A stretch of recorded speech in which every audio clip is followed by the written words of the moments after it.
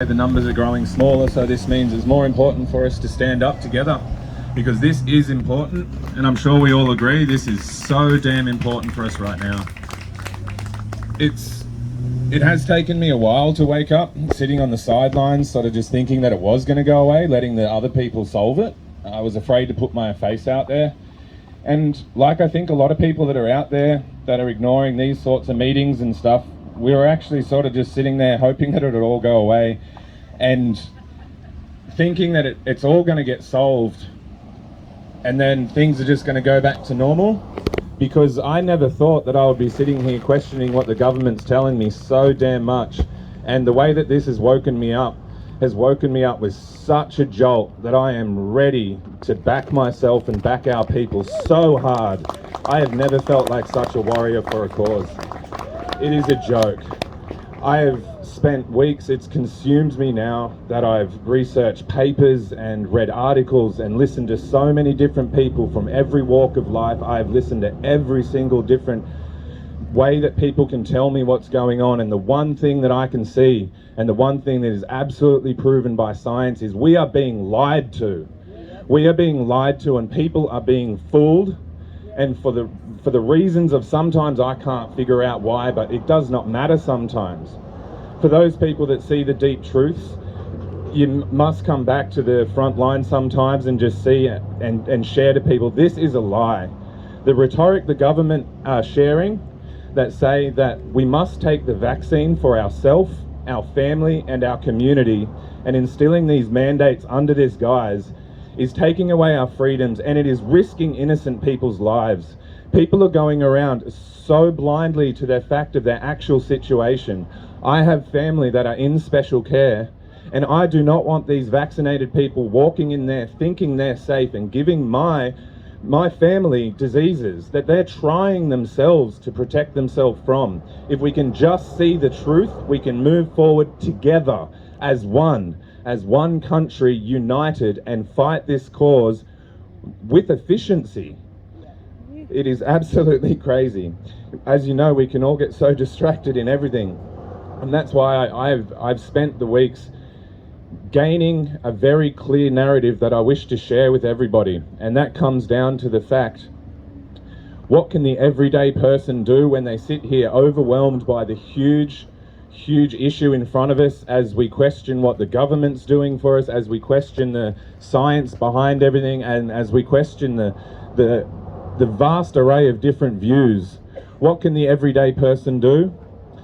Look at the common sense, and if you see the common sense, then please take a stand with us. You don't have to be behind this microphone here, but just share the story and share the common sense. We are being lied to, and it is changing our way of life. These mandates must stop. I promise I'm not going to go on forever here, because as I said, I've spent time trying to gain a clear narrative. For people, sometimes people say, hey, that's not enough. What is the common sense? Here I will say it so clearly, and once you hear the common sense, you realize that we are being lied to, and what we are being forced to do will not work. And that is, the vax does not affect an individual's ability to catch SARS-2 and then therefore transmit it.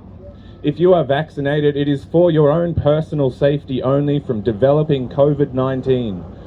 All that time ago, 2 years ago, as the China virus arrived, people were being educated about the difference between SARS-2 and COVID-19. People are blacking that out like crazy now, and they're confusing people. And this is what is not clear. If we can just keep it clear, there's so many things that go past this, but if the vaccine does not protect those at risk because you do not stop transmitting it, the mandates do not work. We need to focus on effective management such as anti-agent testing, so that anybody going near at-risk people know whether they have COVID or not. This is simple. Do you agree? Yes. We must know whether we have COVID or not to protect other people. If we don't get this through to people, then people will be putting other people's lives in danger. And just to back that common sense up, I just quickly want to be able to share with some people because they get so confused by everything. We can't get caught up on the big, huge stories and the memes that distract other people. We can't scare away the people that are sitting there confused. These are the people that need to join our masses, because the only way we are going to win this is with a mass behind us. If we don't comply, they do not win. If we do not comply, they do not win. So if we can hold this line and hold the common sense, we will amass the masses, because it is mere common sense. We are Australians and we are smart.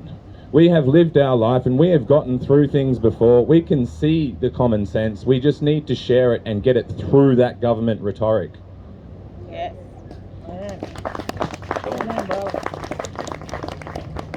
I just want to share that little quick bit of science with some people, because, as I said, my cause is to share a narrative that is true.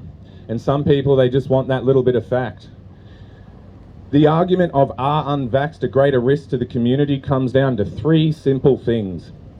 The fact that vax and unvaxxed can catch SARS-2 the same as I previously stated. Vax is for personal protection only. That's number one. Number two, the vax and the unvaxxed have proven and then reproven. No matter what people say, you can stand by this. It has been reproven that we hold the same viral load.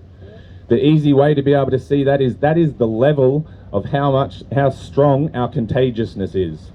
We both transmit the same. That's number two. Number three, and this is where there is the only tiny difference, and this comes down to what is known as viral declining rate. And that is to see how quick you get over SARS-2. And the difference between a vaccinated person is 0.84. And an unvaxxed person with Delta is 0.82, with Alpha is 0.79. These differences are so minute, they do not make a difference. 1, no difference. 2, no difference. 3, small difference. Overall, no difference, and stop vilifying the unvaxxed. And to follow this up, just to be able to let those people know that keep purporting this false narrative from the government, that they are taking this vaccine, and I should too, to be able to protect the elderly and the at-risk. My main problem is you take the vaccine to be able to stop the development of COVID-19. So when you catch SARS-2, you are more likely to be asymptomatic and not realize that you have SARS-2. As I previously stated, you will be transmitting this. So therefore, you will be more unknowing unless you are getting an anti-agent test and testing whether you have COVID. That is the only way you know you are protecting the at-risk.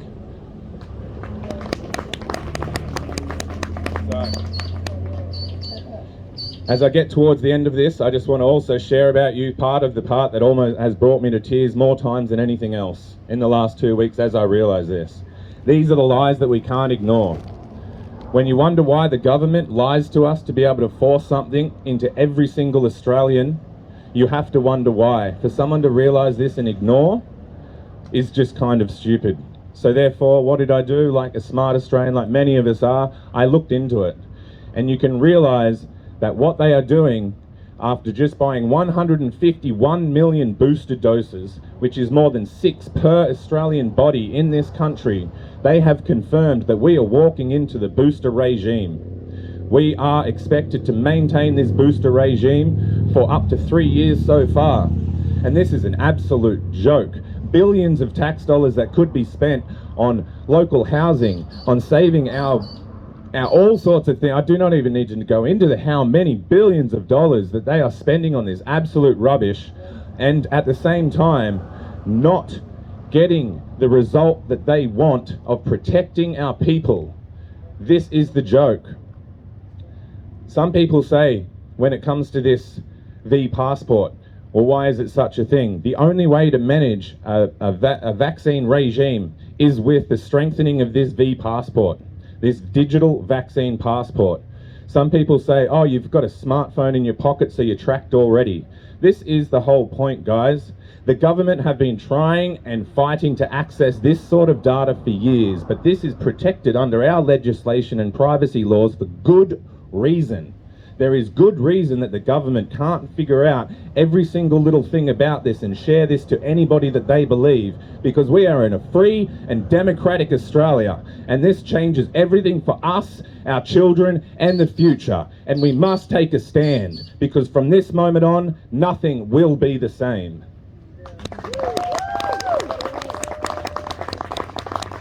So as I finally wrap up, this is more than just whether I take a vaccine to protect myself. I can go into how fit and healthy and strong I am or whatever. That part does not matter. You cannot force a vaccine mandate and change people's lives under the guise of vying for control. This is an absolute joke. Stand together. Do you wonder what to do? Stand together and convince the common man with the common sense that is right in front of us. 2 years has gone on and so much has been learnt. Let's share this correct narrative, amass the masses, because en masse we will win. It is the only way forward. Thank you very much, guys, and thank you for turning up. We will fight the good fight. At this point, as I know, there's a lot of us here that are standing for this, and I'm sure there's a lot of us passionate. I'd like to ask if anyone else wants to take the microphone to share their story. Please step forward. I've been told that